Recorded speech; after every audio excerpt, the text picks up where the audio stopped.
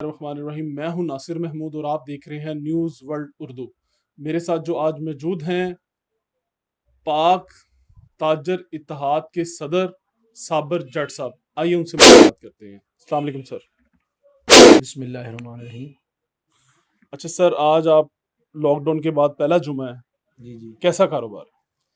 کاروبار الحمدللہ جو معاملہ چل رہے ہیں، کاروبار تو اللہ تعالیٰ نے رزق دینا اچھا ہے، لیکن یہ جو لاک ڈاؤن کا مسئلہ بنا ہوا ہے اس کے اندر تاجر تنظیموں کے اندر زیادہ سیاست ہو گئی ہے۔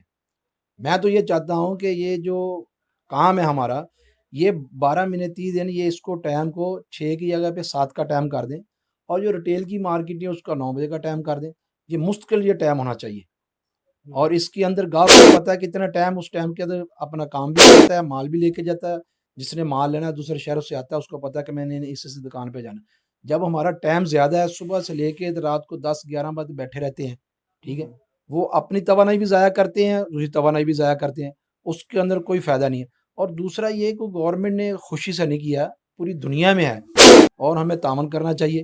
میں تو کہتا ہوں اس کے اوپر عمل درآمد کرنا چاہیے۔ اور جتنی یہ تاجر تنظیمیں ہیں، یہ انہوں نے دیکھو 2 دن پہلے کیا انہوں نے نیلے گنبد میں کیا، اور بعد میں دکانیں کھلوانے میں یہ کہتے رہتے ہم سینے میں گولی بھی کھائیں گے، تو پھر ایسے بھاگے ہیں کہ جیسے گدڑ بھاگتا ہے، اور اپنی مار کو خود تالا لگا کے بھاگ گئے۔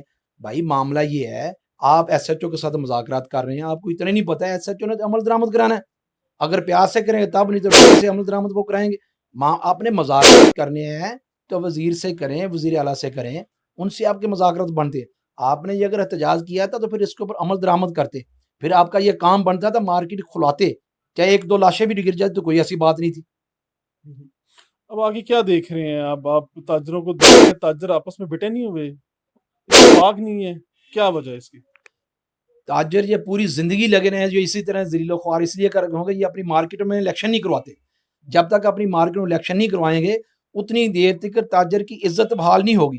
تاجروں کی عزت اس لیے بحال، ہر ایک مارکیٹ کے اندر 3-3 لوگ بیٹھے ہوئے ہیں، اور جو پیسے کھا رہے ہیں وہ اپنی فلیکسیں لگا رہے ہیں، شور شرابہ کر رہے ہیں، وہ باہر انٹرویو دیتے ہیں، وہاں بڑک مارتے ہیں، تو بعد میں آن کے وہ خاموشی چھا جاتے ہیں۔ یہ دیکھو نا، اتنے احتجاج کیے تو کیا اس کا رزلٹ نکلا؟ یا تو تھا کہ لاہور کے اندر اتنی دکانیں نہیں جتنے لاہور کے صدر ہیں، ان کا کام تھا کہ پھر لاہور کو کھولتے۔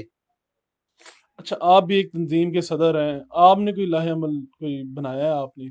میں نے تو لاہ عمل یہ اپنایا ہوا کہ میری کوشش ہے کہ مارکیٹوں کے اندر الیکشن ہو، اور مارکیٹوں کے اندر میں نے دوست اپنے نامینیٹ کیے ہوئے ہیں، ٹھیک ہے۔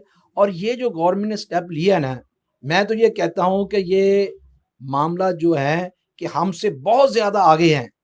چین، وہاں پہ مارکیٹ صبح سورج طلوع ہوتا ہے، اب نکلتا ہے تو ساتھ ہی کام شروع ہوتا ہے صبح، اور عصر کی نماز کے وقت وہاں بند ہو جاتا ہے، ٹھیک ہے۔ ان کی توانائی بحال ہوتی ہے، سارے معاملات۔ یہ ان کو ایک ٹائمنگ ایسی کرنی چاہیے کہ معاملہ جو ہے کہ 6-7 بجے کا ہول سیل کا کام بہت ٹائم ہے، ان کو ہونا چاہیے۔ میں تو یہ گورنمنٹ کی تائید کرتا ہوں۔